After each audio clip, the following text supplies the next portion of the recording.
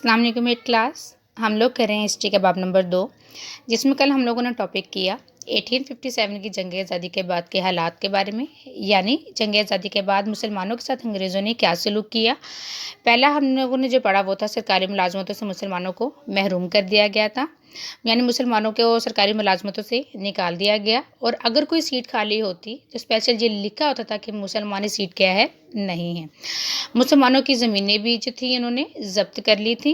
इसके अलावा मुसलमानों को तालीमी लिहाज से भी पसमानदा रखा, यानी मुसलमानों के मदरसों पर जो रकम पहले खर्च होती थी अब अंग्रेज़ हुक्मरानों की मर्ज़ी के मुताबिक उनके कामों पर खर्च होने लग गई थी। इसके अलावा सदियों से मुसलमानों की जो सरकारी ज़ुबान थी वो थी फ़ारसी, तो फ़ारसी की जगह अंग्रेज़ी को सरकारी ज़ुबान का अंग्रेज़ों ने दर्जा दे दिया था।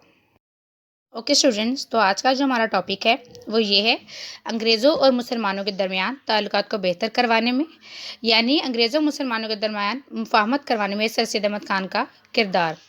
यानी जैसे कि हमने प्रीवियस लेक्चर में पढ़ा कि मुसलमानों की तालीमी माशती हालत बहुत ज़्यादा मायूस कुन थी और मुसलमान मुसलसल ज़वाल का शिकार होते जा रहे थे। इस सूरत हाल में सर सैयद अहमद ख़ान मुसलमानों की रहनुमाई के लिए आगे बढ़े और उन्होंने कहा कि मुसलमान तब तक बावक़ार ज़िंदगी नहीं गुजार सकते जब तक वो अंग्रेज़ों के साथ समझौता न कर सकें। स्टूडेंट, सर सैयद अहमद ख़ान वो वाहिद शख्सियत है जिन्होंने बरसगीर में पहली बार दो कौमी नज़रिया पेश किया था, वरना ये भी सबसे पहले हिंदू मुसलमानों का इत्तेहाद चाहते थे, हिंदू और मुसलमानों का। लेकिन 1867 में उर्दू हिंदी तनाज़ा जब हुआ तो सर सैयद अहमद ख़ान की सोच बदल गई। उन्होंने कहा कि ये दोनों कौमें इकट्ठी नहीं रह सकती। उन्होंने दो कौमी नज़रिया पेश किया, यानी दो कौमी नज़रिए का मतलब है कि बरसगीर में दो बड़ी अक़वाम आबाद हैं, एक हिंदू और एक मुसलमान। तो आज का जो हमारा टॉपिक है वो यही है कि सर सैयद अहमद ख़ान ने अंग्रेज़ों और मुसलमानों के दरमियान ताल्लुकात को बेहतर करवाने में कौन कौन से अहम किरदार अदा किए। ओके स्टूडेंट्स, हम लोग पहले सर सैयद अहमद ख़ान के बारे में थोड़ा इंट्रोडक्शन उनका कर लेते हैं। सर सैयद अहमद ख़ान जो थे ये वाहिद ऐसी शख्सियत थे जिन्होंने बरसगीर में दो कौमी नज़रिया भी पेश किया, यानी दो कौमी नज़रिए का मतलब है स्टूडेंट्स कि बरसगीर में दो बड़ी अक़वाम आबाद हैं, एक हिंदू और एक मुसलमान। तो स्टूडेंट सर सैयद अहमद ख़ान जो थे ये 1817 में पैदा हुए और ये दिल्ली में जो थे वो पैदा हुए थे और इनका जो खिताब था उनको दिया गया था वो था सर, यानी सैयद अहमद ख़ान इनका नाम था, इनको जो खिताब दिया गया था वो था सर सैयद अहमद ख़ान।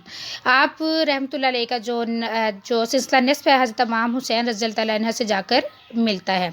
तो स्टूडेंट्स उस हालात में सर सैयद अहमद ख़ान ऐसी वाइस शख्सियत थे जो आए और उन्होंने कहा कि मुसलमानों के लिए आगे बढ़ने के लिए ज़रूरी है कि मगरबी तालीम हासिल करें। जब तक वो मगरबी तालीम हासिल नहीं करेंगे तब तक वो अपना खोया हुआ वक़ार हासिल नहीं कर सकते।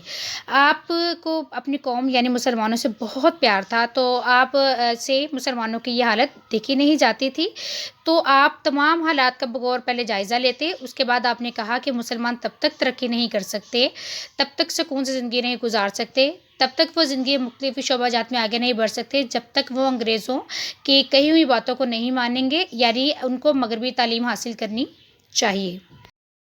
इस सिलसिले में कि मुसलमानों और अंग्रेज़ों के दरमियान नफ़रत ख़त्म की जाए तो सर सैयद अहमद ख़ान ने ताल्लुकात को बेहतर करने के लिए एक रिसाला लिखा जिसका नाम था रिसाला असबाब बगावते हिंद। सर सैयद अहमद ख़ान ने ये रिसाला इसलिए लिखा कि ताकि बताया जाए कि 1857 की जंग आज़ादी में मुसलमान अंग्रेज़ों के ख़िलाफ़ क्यों थे। यानी इस रिसाले में सर सैयद अहमद ख़ान ने अंग्रेज़ों को बताया कि इस जंग में मुसलमान आपके ख़िलाफ़ इसलिए थे कि जितने भी अंग्रेज़ों ने कवानीन बनाए थे वो तमाम जो कवानीन थे आवाम के ख़यालात और रस्म व रवाज के ख़िलाफ़ थे। उसके अलावा जितने भी उन्होंने इस जंग में इक़दाम उठाए थे वो मुसलमानों के मज़हब के ख़िलाफ़ थे, जिससे उस वक़्त जो मुसलमान थे उनके मजहबी जज्बात को ठेस पहुँची। इसके अलावा इस जंग में मुसलमानों के साथ बहुत ज़्यादा बुरा सलूक किया गया था। सर सैयद अहमद ख़ान ने स्टूडेंट्स इस रसाले में मज़ीद बताया कि इस जंग आज़ादी में यानी 1857 की जंग आज़ादी में हिंदू भी मुसलमानों के साथ बराबर शरीक थे। इस जंग आज़ादी में सब मुसलमानों ने हिस्सा नहीं लिया था, बल्कि मुसलमानों ने तो इस जंग में ज़बरदस्त ख़तरा मोल लिया था और तकालीफ उठाई थी ताकि अंग्रेज़ों की हिफाजत की जा सके। इसके अलावा स्टूडेंट सर सैयद अहमद ख़ान ने मुसलमानों और अंग्रेज़ों को करीब करने के लिए एक और दलील पेश की کہ عیسائی اور مسلمان اہل کتاب ہیں. اسٹوڈنٹس، انگریزوں کا جو مذہب ہے، موسٹلی انگریزوں کا، وہ ہے عیسائیت. اور انگریز برصغیر اس وقت جو قبضہ کیے ہوئے تھے، یعنی جو رول کرے تھے انگریز، ان کا بھی مذہب تھا عیسائیت. تو عیسائی مذہب کے جو لوگ ہیں وہ بائبل پر یقین رکھتے ہیں، یعنی ان کی جو ہولی کتاب ہے وہ ہے بائبل. اور مسلمانوں کی جو مقدس کتاب کون سی ہے؟ قرآن مجید.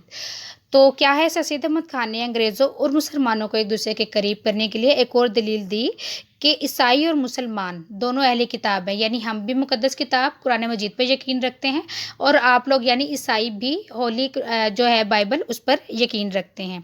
اس لیے ہندوؤں کی نسبت جو عیسائی یعنی انگریز ہیں مسلمانوں کے زیادہ نزدیک ہیں. اس سے انگریزوں کے دلوں میں مسلمانوں کے لیے کچھ حد تک نرم گوشہ پیدا ہوا.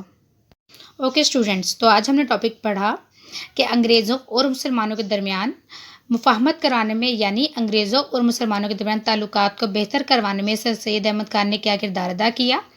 یہ آپ کا ایکسرسائز کا لانگ کوسچن نمبر ہے 2. آپ جو تھے رحمۃ اللہ علیہ 17 اکتوبر 1817 کو پیدا ہوئے. تو آپ ہمیشہ یہی چاہتے تھے کہ مسلمان جب تک مغربی تعلیم حاصل نہیں کر سکتے وہ اپنا کویا وقار حاصل نہیں کر سکتے. آپ رحمۃ اللہ علیہ کو مسلمانوں سے بہت پیار تھا، لیکن وہ مسلمانوں کی یہ حالت نہیں دیکھ سکتے تھے. انہوں نے کہا کہ زندہ رہنے کے لیے مسلمانوں کو انگریزوں کے ساتھ تعلقات بہتر کرنے چاہیے. جب تک وہ انگریزی حاصل نہیں کریں گے وہ ترقی نہیں کر سکتے. تو آپ رحمۃ اللہ علیہ نے انگریزوں اور مسلمانوں کے درمیان نفرت کو ختم کرنے کے لیے رسالہ لکھا تھا. یہ رسالہ انہوں نے اس لیے لکھا تاکہ بتایا جائے انگریزوں کو کہ جنگ آزادی کی اصل وجہ کیا تھی، یعنی انگریز مسلمانوں کے رسم و رسومات سے واقف بالکل بھی نہیں تھے. انہوں نے جتنے بھی قوانین بنائے انگریزوں نے، اس سے مسلمانوں کے مذہبی جذبات کو ٹھیس پہنچی. آپ رحمۃ اللہ علیہ نے اپنی اس کتاب میں مزید لکھا کہ اس جنگ آزادی میں ہندو بھی مسلمانوں کے ساتھ تھے، بلکہ اس جنگ میں تو بہت سے مسلمانوں نے خطرہ مول لیا اور تکالیف اٹھائی تاکہ انگریزوں کی حفاظت کر سکیں. اس کے علاوہ سر سید احمد خان نے مسلمانوں انگریزوں کے درمیان تعلقات کو بہتر کرنے کے لیے یہ بھی کہا کہ عیسائی اور مسلمان اہل کتاب ہیں، یعنی مسلمان بھی اہل کتاب ہیں. ان کی مقدس کتاب کیا ہے؟ قرآن مجید. اور انگریز چونکہ ان کا مذہب عیسائیت تھا تو ان کی بھی مقدس کتاب کون سی ہے؟ بائبل. تو دونوں اہل کتاب ہیں، تو جس کی وجہ سے اس لیے ہندوؤں کی نسبت عیسائی مسلمانوں کے زیادہ قریب ہیں. جب سر سید احمد خان نے اسٹوڈنٹس یہ دلیل دی کہ اہل کتاب ہیں دونوں، تو انگریزوں کے دل میں مسلمانوں کے لیے کچھ حد تک نرمی پیدا ہوئی. پھر اس کے بعد انگریزوں نے جو مسلمانوں پر الزام لگایا تھا کہ اس جنگ میں انگریزوں کے خلاف تھے مسلمان، سر سید احمد خان نے اس کو بھی غلط ثابت کیا اور ایک کتاب لکھی تھی لائل محمڈنز آف انڈیا.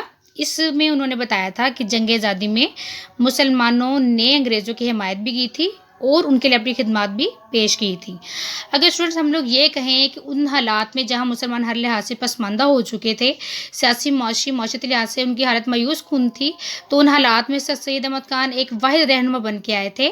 اگر یہ کہا جائے کہ انہوں نے انگریزوں مسلمانوں کے درمیان مفاہمت پیدا کروانے میں، یہ تعلقات کو بہتر کروانے میں اہم کردار ادا کیا تو یہ غلط نہ ہوگا.